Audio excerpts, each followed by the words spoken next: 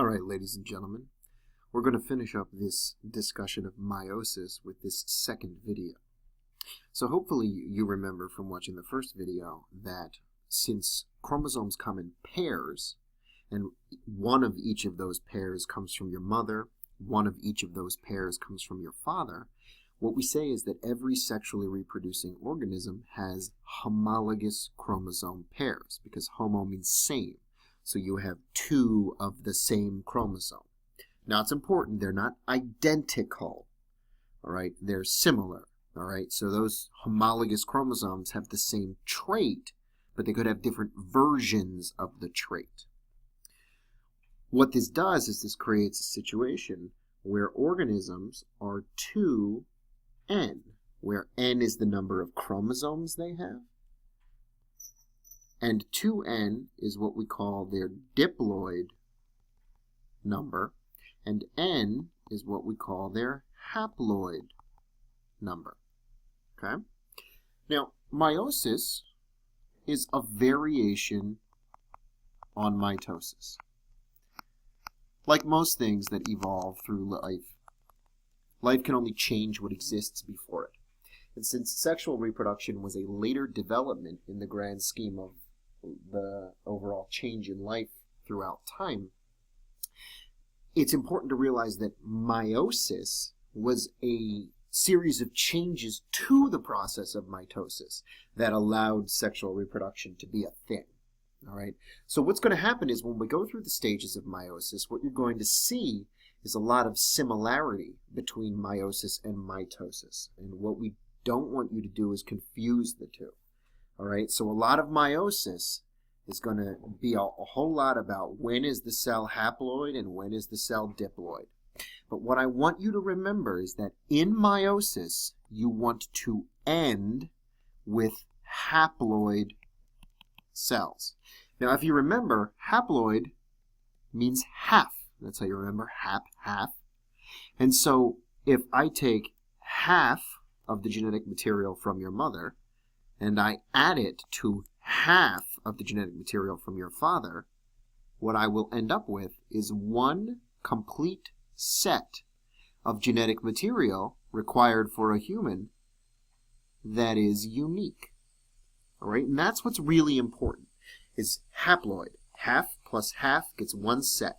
And so this process of meiosis must take your mother's cells and turn them into a haploid gamete for reproduction, and they must take your father's cells and turn them into a haploid gamete for reproduction. So let's talk about how that happens.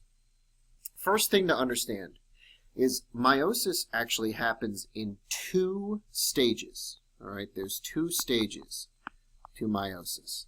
We refer to them as meiosis 1 and meiosis 2. I know, sometimes you're just blown away with the utter creativity that scientists have when naming things. Let's talk a little bit about what happens. First off, when it comes to meiosis, all right, your body actually, if you're a female, your body actually has cells that are sort of like stuck in this interphase that developed that in the womb, and they stay in your ovaries until you're prepared to complete the process of meiosis, and that's how your monthly menstrual cycle works. If you're a male, your body actually just sort of scavenges regular cells that are in interphase and is like, hey, I'm turning you into a sperm cell right now. And they do that constantly, like constantly. And so it's very important to understand that in its heart, meiosis actually just takes other cells that, in the case of females, aren't being used for anything because they've been set up since birth for this purpose. And in males, they're cells that are funneled, from the testicles that are purposely designed just to go right into this process. But they're constantly made, and that's important. So one of the things you'll note whenever you see a diagram of meiosis is that you see that we color code the chromosomes that the mother gives, and we color code the chromosomes that the father gives. And what you'll see right here, this is a homologous pair. This is a homologous pair. And these chromosomes have not gone through the S phase yet because they're not X's. So let's take a look. I'm going to isolate just one pair down here. So if we look at this cell at prophase, so prophase is still the same. The nuclear membrane vanishes, the chromatin coils up into chromosomes, like it's everything you'd expect. And so what happens is you'll notice that here I have one chromosome that has been duplicated because it's two sister chromatids. And then here I have the homologous chromosome that is also two sister chromatids. So what happens here at prophase 1 is this organism has two copies of the entire 2N diploid set. Now what you'll see here is during metaphase, my chromosomes are still lining up along the metaphase plate.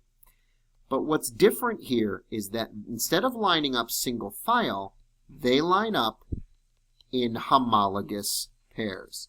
So these chromosomes that are the same, that have the same traits, but one came from your mother, one came from your father, they actually line up next to each other.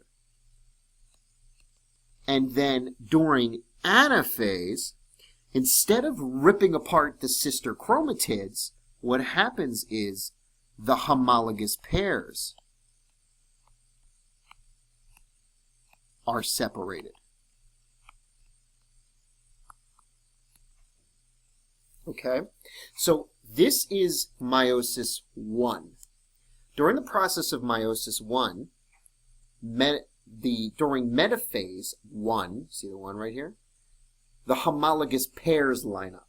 So during metaphase 1 of meiosis, they do not line up single file, they line up in homologous pairs. And during anaphase 1 of meiosis, the sister chromatids are not ripped apart, the homologous pairs are separated. So what happens is, right here, during telophase, these copies are already haploid because they each have only one of the homologous pairs. Okay? That's a really important thing to comprehend. That prophase 1, that, they line up, they organize. Just as a side note, this is where crossing over occurs.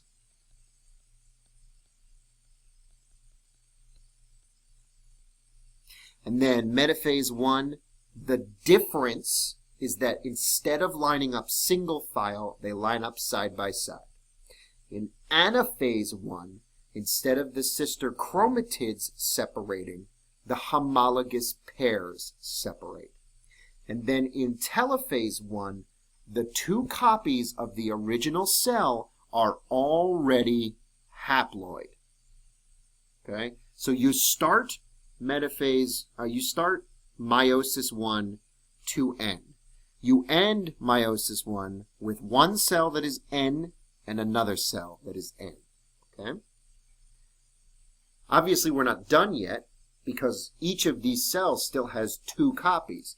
Because see right here? Here's two sister chromatids, and down here is their homologous pair. But it's also still two sister chromatids. So what we have here is meiosis 2, and the main purpose of meiosis 2 is to separate the sister chromatids. Okay? So meiosis 1 is about taking the cells from diploid to haploid. Meiosis 2 is about separating sister chromatids. So what you'll see here is during prophase 2, and you'll notice that each phase happens twice now because we have two cells going through it, we're still just have chromosomes. And then during metaphase 2, they line up again, but this time they line up single file. During anaphase 2, sister chromatids are ripped apart. Okay? And then during telophase 2, what I now have is 4 cells that started from my original 1, This cell is N, this cell is N, this cell is N, this cell is N. Each of these 4 cells are haploid. And if you're a male, these become 4 sperm. And if you're a female, these become 1 egg and 3 discarded nuclei, which we'll talk about a little more in class.